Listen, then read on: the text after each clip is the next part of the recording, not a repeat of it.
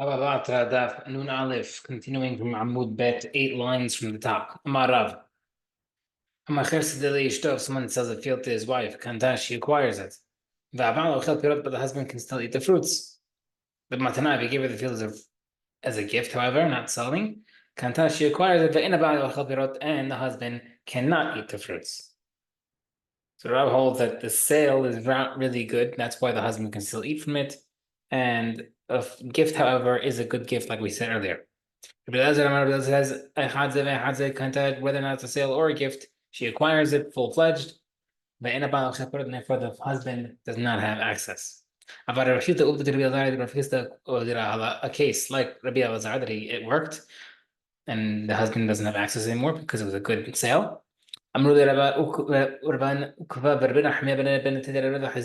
Shavik more, but he says, why did you leave the bigger rabbi, Rav, who doesn't say this, who said that the sale did not go through, and you went according to the lesser rabbi, Rabbi Elazar. By the way, he says back to him, I did with big rabbis because I know Rabbi Yochanan also holds that it's a good sale, and that's why I had like Rabbi Yochanan. Marva, if someone sells a field to his wife, lo kanta, she does not acquire it. The husband can still have access because she doesn't acquire it. The matana, if he gives it as a gift, however, kanta, she acquires it, and now the husband is not able to eat it. Now the question says, Tarti, how does that make sense? If she doesn't acquire it, then why do we need to say that the husband eats the fruits? She doesn't own it. So Allah Kashaf. Khan, when in the case where she said that she doesn't acquire it at all, it's referring to when she pays with ready cash that from the money that he already knows that she has. Opposite, with hidden cash. He's obviously trying to extract some money from the sambusak that she's been selling. He says, okay, I'm selling you the field. She goes under the mattress and she pulls out this massive suitcase of money. That's what he was aiming for. In that case, she doesn't acquire the field. Kind of the case where the husband does receive produce, which means the field is acquired, but it's money where she pulls out money from the money that he knows she has, and therefore, in that case, we know it's a good sale. Okay, then everybody else says Ma'ut Timoni no Kanta. Hidden money is not acquiring because we assume that he's trying to extract that. Ma'ut Timoni Kanta, but money that is not hidden, she acquires it because he knew about it already. Tumran. And Mekablin Pigdonot, we don't accept deposits. Lomin and Hashim, not from a married woman. Lomin Abidim, not for Evan Kanani, a non-Jewish slave. Lomin and Tinakot, and not from children. Meaning, you can't accept money for like a sale from these type of people because we're not sure whether or not it belonged to them. Maybe the woman took it from her husband. Maybe the slave stole it from the master. And the children, you always don't know where they found it. Every year in YDE, every year without fail, I always see a kid paying for a bag of chips with $100 bill, and every year I make sure it's refunded, and I text the mom heads up. So you never know where the kids and these people get money from, therefore you can't accept it. Let's say you did accept the deposit from a married woman. Yeah, you have to give back to the woman. You can't assume that she got it from her husband. They met if she died while they have it. Yeah, you give it back to the husband. If you took it, you accepted money from the slave. Yeah, you give it back to the slave. You can't assume that he stole it. The slave died. Yeah, you give it back to the master. But you got it from the child. Yeah, she set up a trust fund for him. We'll explain what that means soon. They met if the child died, the child died before you give it back, you give it to the relatives. All these cases, let's say they said at the time of deaths, let's say they specified the money. And they said, oh, but this money I stole from Reuven. You listen to them and you give it back. They're not, but they don't designate it. If I say you feel like they were lying about it, yeah, I said Pirush Kirshan, you can make your own distinction and your own judgment and say, really, I don't think it belonged to them. You give to the husband slash master slash relatives. Okay. The when Hana's wife was dying, Amra, she said, Hani Kvifi, these earrings, the Marta Ibn Berata, they belong to Marta and his daughter's children who gave me to hold them. Right? They don't belong to me. They belong to this family. After that, came to Rav whether or not to give it to Martha, maybe it belongs to Rav's family. Amar le, Rav said to Rabbi Hana, If you believe your wife that she would not have stolen from you, then give it back to Marta. But if you're not convinced that maybe she was not being truthful, then make your own distinction and keep it. I made a different version. That what Rav said to Rabbi Barhana, let's work backwards. Don't work based off your wife's thing. Let's look at the Marta family.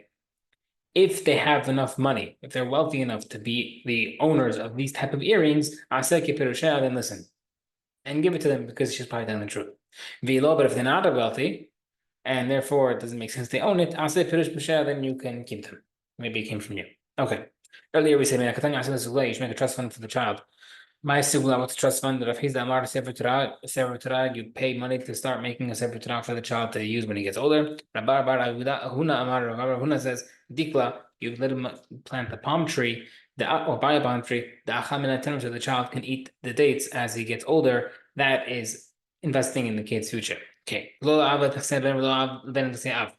Mishnah said that a father can't make a chazakah on his son's property, and that the son can't make a chazakah on his father's property. So Amar said, says, "Afilu halku." This halacha even applies if they separate. The son and father parted ways. The kid got married 20 years ago. They don't see each other, and now the kid's in the father's property for 3 years, or vice versa. In that case, you still can't make a hazakah. But Rav says no. Halku lo. Even if they separated already, the Mishnah does not apply, and they can make a hazakah. Sorry, opposite. Rav said that if they split, they still can't make a hazakah. Rav says no. If they split, then they can't make a hazakah. Mariam Difti, Avad Rapabi ruled the halacha, halkulo, that the father and son separated, and the hazakah can be established. Kerava, like Rava said, another proof, from the town of Hurmiz Ardashid, sounds like Persian. He told me that the father and son separated, they can make a hazakah. The halacha is that if they separate, you can make a hazakah. Tamer also says, Ben Shahalak, a son is separated from the father, the wife who got divorced. Now they are separated and therefore they have no business being in the property. So therefore, they're like any other person that can make a hazakah without any problems. Okay, brother says, Ehad min ha'achin. You have a group of brothers. The oldest brother usually became, if the father had passed away, the oldest brother, he becomes the managing partner of the father's estates. So he takes care of all the business and he gives the dividend, etc., to the rest of the family. And all the documents, the loans, and the sales go on his name because he's managing. Also, he says, oh, it's all my money. I paid for all this. He inherited from, we're assuming that where the case is establishing that this oldest brother was the half brother of the other brothers, and he's saying that he got all this money from his mother's father, and there's nothing to do with the other brothers which are all related to him from his father. So Amar Rav says, he has to prove that he used his own money from his maternal family to buy all his assets and not from his father's estate. Shmuel says no, opposite. The burden's on the brothers to prove. Shmuel says, Modili Abba Rav, which by the way, his real name is Abba, as the Gemara just says right now, which is a big chidush. Rav agrees to me. She'emet, as the managing brother died. The brothers have to prove it, that it belongs to them. Right, so let's repeat. Rav said that he has to prove that the managing brother has to prove that he used his own money. Shmuel says that if the brother died, then the managing brother died, and the other brothers have to prove. Now the Gemara says, Papa, so it is true that we do help out orphans, but we cannot make a claim for the orphans that which we wouldn't make a claim for the guy himself. Meaning, we just said Rav would hold that the brother himself has to prove that this money, these assets, belong to him from his father, from his own money.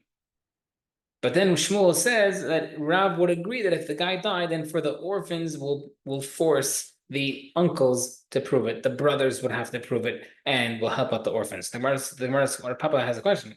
How do we establish or ask a claim on behalf of the orphans that which the father couldn't do. Why would Rav require the other brothers to prove it if the brother died? Like, if the guy was alive, he didn't force him. So what would be the difference? Gemara says Rav Rav Papa proves his point. Rav confiscated a pair of scissors and a book miatmi from orphans to give back to the previous owner without a proof, because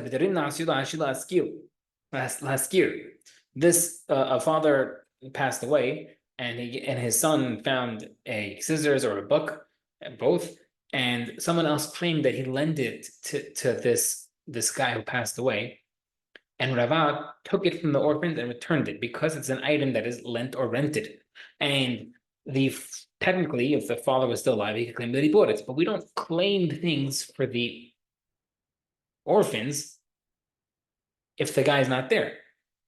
Similarly, we said also things that are lent or borrowed or rented, like this book and scissors. If the guy says, I bought them, it's not believed. So therefore, we see from here that a person is not, if the father's not able to claim that he bought it, he has to prove that he bought it. Then if the guy died and his kids have it, and someone else claims that he lent it to them, the kids have to prove it. And that's why Rava confiscated it. So how come over here Rava would hold, in the case of this land, that there would be a difference between the father and son, whether or not the father's alive or not, whether or not we say who has to bring the proof, whether it's the managing partner brother or the other brothers. And the Gemara says, Kasha, it's a good question, and we're stopping there.